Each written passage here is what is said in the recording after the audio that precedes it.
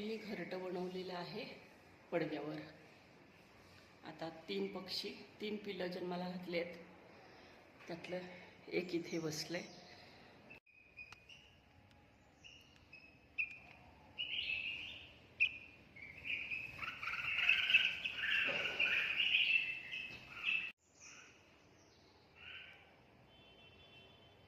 तर उडायला लागलेत हे पक्षी.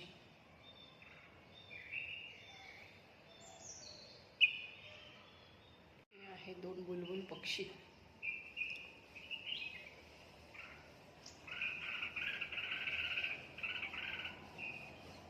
यांची ती 3 पिलं 2 पक्ष्यांची.